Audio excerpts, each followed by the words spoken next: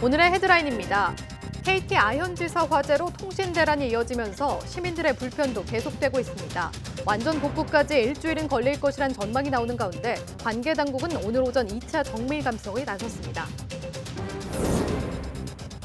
KT 아현지사 화재와 관련해 유영민 과학기술정보통신부 장관은 오늘 통신 3사 CEO들과 긴급 회동을 하기로 했습니다. 이 자리에서는 재발 방지 대책과 함께 통신사의 공공성 강화 방안에 대해 논의가 이뤄질 방침입니다. 건강을 해치는 것으로 알려진 비만이 항암 치료 효과를 높인다는 연구 결과가 나왔습니다. 면역 항암제의 작용을 도와주기 때문인데 비만이 치료 효과를 예측하는 데 중요한 인자가 될 수 있다고 전문가들은 설명했습니다. 내년부터는 무의미한 연명 치료를 중단할 수 있는 조건이 완화됩니다. 동의를 얻어야 하는 가족의 범위를 좁히고 전원이 합의하지 않아도 연명 치료를 중단할 수 있게 해 환자들의 권리를 넓혀줄 전망입니다.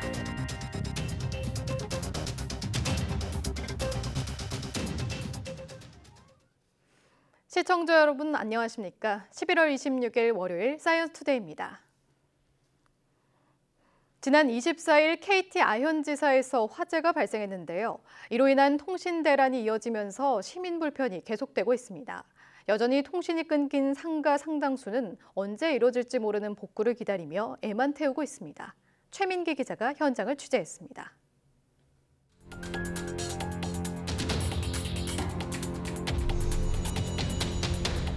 서울 신촌의 한 식당 겸 카페. KT 건물 화재 이후 카드 결제도 안 되고 건물 내부엔 와이파이도 터지지 않습니다.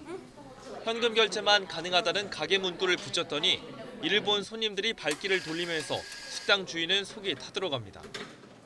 카드 결제가 안 되고 현금 결제만 된다는 문구를 보고 발길 돌리시는 분이 많아서 저희가 원래 주말에 나왔던 매출보다 거의 반토막이 난 상태고요. 돈을 뽑으려 근처 ATM기를 찾았지만 여기도 먹통이긴 마찬가지입니다. 카드를 넣어봐도 복구 예정이란 문구만 뜨면서 현금 찾는데도 애를 먹습니다. 많은 식당들이 카드 결제가 안 돼서 ATM 기기를 찾아야 되는데 여기 ATM 기기가 안 되니까 다른 데도 찾아서 가봐야 될 것 같은데 아마 그쪽도 상황이 마찬가지일 것 같아서. 이동통신도 복구가 지체되면서 배달앱을 통해 일을 하는 배달기사들도 막막합니다. 앱이 작동하지 않으면서 배달도 쉽지 않기 때문입니다. 주문 자체가 나오지도 않았고 이제 직접 와가지고 억지로라도 좀 해달라고 하는 문의가 있었는데 그쪽 들어가게 되면은 주소를 찾지도 못하고 저희 핸드폰이 먹통이 돼버려서. 매출에 직격탄을 맞은 PC방 사정은 더합니다. 눈뜨고 주말 장사를 접을 수밖에 없지만 혹시 단골 손님이 발길을 끊을까 가게를 비우지도 못합니다. 언제 된 데는 예약이 없는 거예요. 너무 답답한 거예요. 그걸 빨리 좀 알려주면 손님들한테 얘기도 하고 그럴 텐데 무조건 전화하면 모른다 그러고 대충이라도 얘기해달라면 그것도 모른다 그러고. KT가 도심 곳곳에 이동 기지국을 배치하고 있지만 지역 트래픽 수요를 감당하기란 역부족. 그러다 보니 통신이 잘 잡히는 기지국 주변에 사람이 대거 몰리는 웃지 못할 풍경도 연출되고 있습니다. YTN 최민기입니다. 그럼 언제 통신이 복구될지가 가장 궁금하실 텐데요. KT는 화재에 따른 통신선 임시 복구 작업이 거의 마무리되면서 오늘부터는 서울, 마포, 용산 일대 통신에 큰 지장은 없을 거라고 내다봤습니다.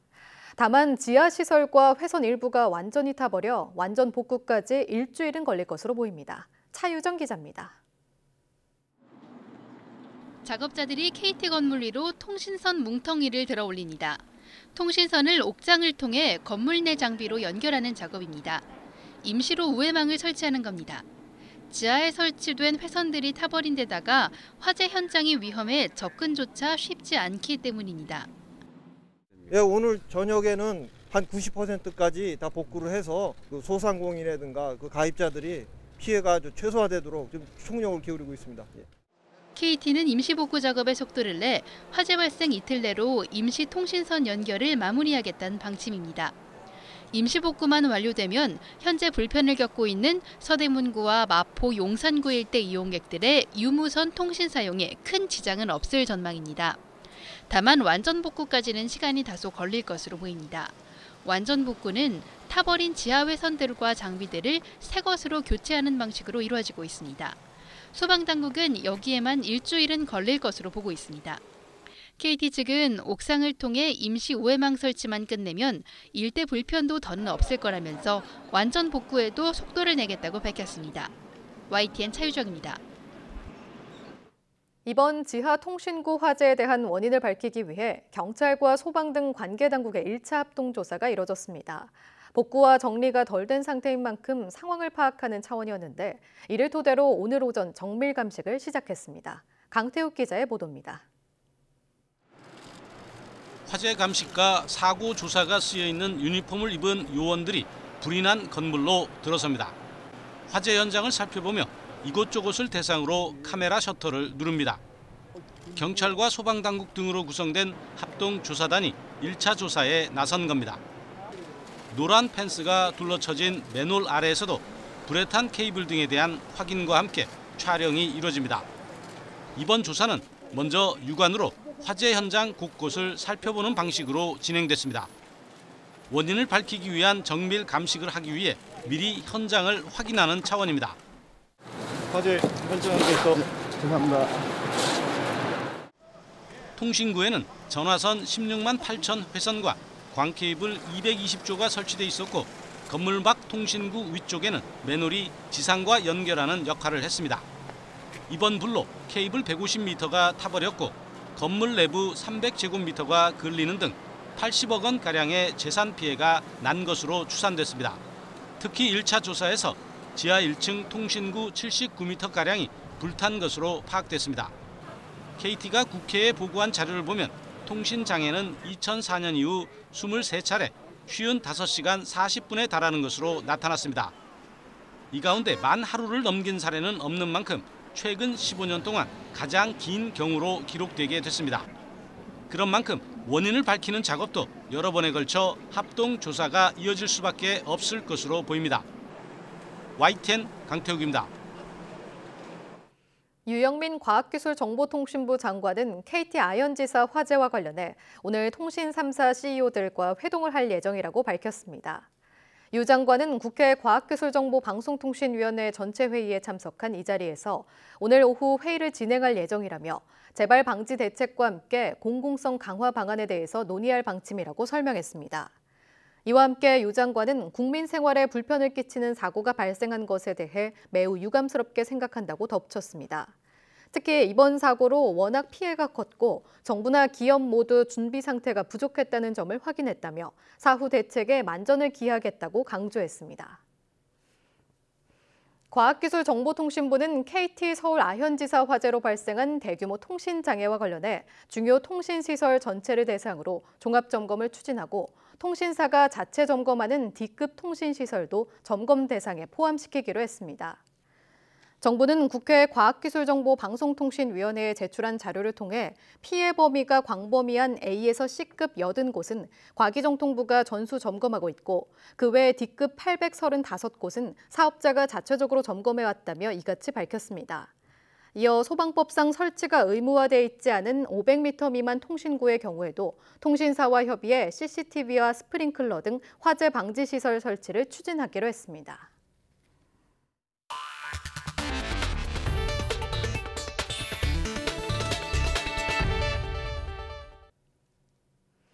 루게릭병 등 마비 환자가 생각만으로 마우스를 조종해 인터넷 서핑 등에 성공했습니다.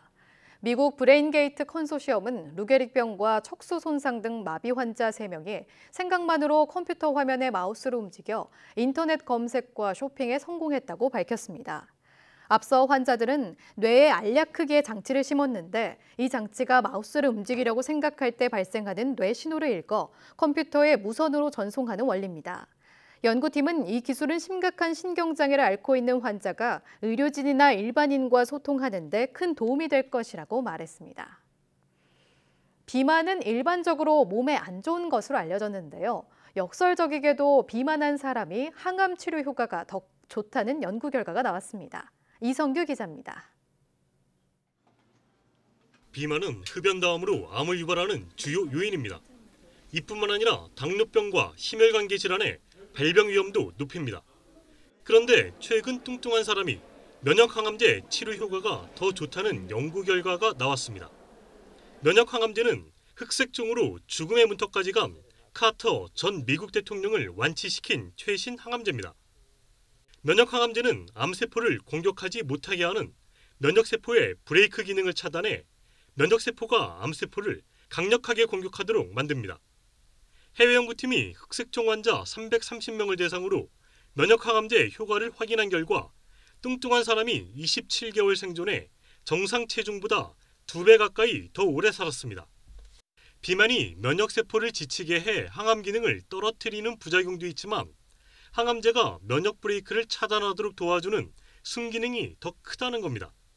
전문가들은 비만이 면역항암제의 치료 효과를 예측하는 중요한 인자가 될 수 있다고 설명했습니다. BMI는 우리가 실제로 이제 임상을 할 때 환자분들한테 쉽게 얻을 수 있는 정보란 말이죠. 그러니까 이 정보를 기준으로 실제로 어떤 환자분들한테 PD-1 억제제를 썼을 때 잘 들을 건지, 약이 잘 들을 건지를 예측할 수 있는 하나의 예측 보조 인자로 생각을 하시면 될 것 같아요. 다만 정상 체중인 사람도 면역 항암제 효과가 있는 만큼 치료 효과를 높이기 위해 체중을 늘릴 필요는 없다고 강조했습니다. 이번 연구 결과는 과학저널 네이처 메디슨에 실렸습니다. YTN 사이언스 이성규입니다. 갑자기 추워지거나 일교차가 큰 날씨에는 심장 부정맥을 조심해야 합니다. 심장이 불규칙하게 뛰는 부정맥은 종류가 다양해 돌연사의 주범이기도 하고 중풍 위험이 5배 이상 높아지기도 합니다. 한영규 기자가 보도합니다. 심장 부정맥은 맥박이 불규칙적으로 뛰는 것을 말합니다. 정상 맥박은 분당 60회에서 100회인데 이보다 빠르면 빈맥, 느리면 서맥, 빠르면서도 불규칙한 것은 심방세동으로 구분합니다. 부정맥은 특별히 치료하지 않아도 되는 간단한 부정맥부터 고주파 정극도자 절제술로 치유가 가능한 부정맥, 심장마비를 초래할 수 있는 부정맥 등 종류와 원인이 매우 다양한 것이 특징입니다. 증상은 경미한 가슴 두근거림에서 흉통, 실신과 돌연사에 이르기까지 매우 다양합니다. 심방세동은 결과적으로 심장이 노화되면서 많이 생기고 고령화에 따라서 지금 최근 많이 증가하고 있는 질환인데요. 이 질환의 가장 큰 문제점은 중풍 위험을 5배 이상 올릴 수가 있기 때문에 부정맥 환자는 최근 5년간 37%나 증가했습니다. 지난해에만 19만 9천 명이 부정맥으로 진료를 받았는데 남자보다 여자가 훨씬 많았습니다. 부정맥은 증상이 없기도 하고 나타났다가 바로 사라지는 경우도 많아 정기 검진과 24시간 심전도 검사를 통해 확인하는 것이 필요합니다. 평소 과음을 피하고 금연하며 스트레스를 줄이고 적당한 유산소 운동으로 심장을 튼튼하게 하는 것이 부정맥 예방을 위해 중요하다고 전문가들은 조언합니다. YTN 한윤규입니다. 내년부터 무의미한 연명 치료를 중단할 수 있는 조건이 완화돼 불필요한 의료 행위를 줄이고 품위 있는 죽음을 맞을 수 있는 길이 더 넓어지게 됐습니다. 천상규 기자의 보도입니다. 현행 법에는 의식이 없는 환자에게 불필요한 연명 치료를 중단하려고 할 때 배우자와 직계 존비속 전원, 즉 모든 가족의 동의를 받도록 규정되어 있습니다. 배우자와 자녀, 손자, 증손자 등 모든 직계 가족 중 한 명이라도 연락이 닿지 않으면 연명치료를 중단할 수 없습니다. 정부는 연명치료 중단을 결정하는 가족의 범위가 지나치게 넓어 현실과 맞지 않는 규정이라는 지적에 따라 가족의 범위를 배우자와 1촌 이내 직계 존비속으로 좁혔습니다. 이렇게 되면 환자의 배우자나 부모, 자녀의 동의만 있으면 연명치료를 중단할 수 있게 됩니다. 연명의료 대상 시술을 심폐소생술, 인공호흡기 착용, 혈액투석, 항암제 투여 등 4가지 시술보다 확대하고 연명의료 계획서 작성 대상도 기존 말기 환자와 임종 과정에 있는 환자에서 확대해야 된다는. 현행법에는 임종이 가까운 환자의 연명치료를 중단하려면 환자 본인이 건강할 때 사전에 연명치료 중단을 작성하거나 임종에 가까운 환자가 직접 연명치료 중단을 작성해야 합니다. 또 환자가 평소 연명치료를 원하지 않았다는 가족 2명 이상의 진술이 있거나 가족 전원이 동의한 경우 등 모두 4가지 조건입니다. 이 가운데 가족 전원이 동의해야 한다는 조건이 현실과 맞지 않다는 지적에 따라 이번에 규정을 바꾸게 된 것입니다. 바뀐 규정은 내년 3월 28일부터 시행됩니다. 올해 2월 연명의료결정법이 본격적으로 시행된 후 연명치료를 유보하거나 중단한 환자는 지난달 초까지 2만 700여 명에 달합니다. 앞으로 무의미한 생명 연장의 연명치료를 중단할 수 있는 조건이 완화되면 불필요한 의료 행위를 줄이고 환자들의 존엄사에 대한 권리를 한층 더 넓혀줄 것으로 전망됩니다. YTN 천상입니다.